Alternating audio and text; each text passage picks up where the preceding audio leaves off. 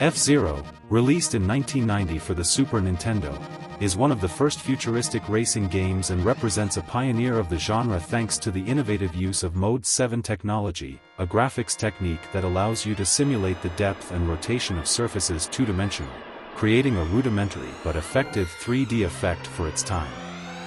This allows the tracks to appear as true three-dimensional circuits, with an unprecedented fluidity of movement for the period. The game takes place in the 26th century and offers 4 anti-gravity vehicles with different acceleration, maximum speed, and maneuverability characteristics.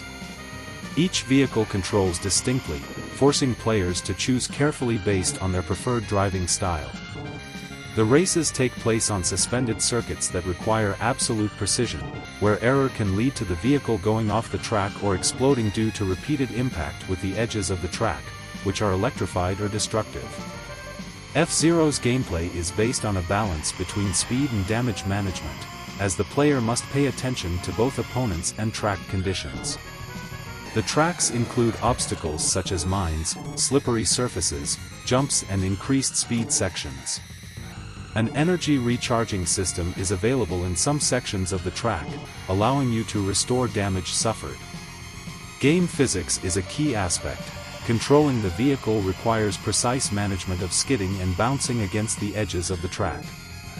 The circuits are designed to test the player's reflexes, with intricate layouts that include tight corners, long straights, and elevation changes.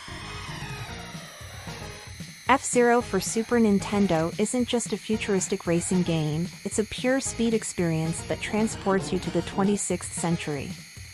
Imagine sitting behind the wheel of an anti-gravity spacecraft, on tracks suspended in the void, where asphalt does not exist and every curve could be the last.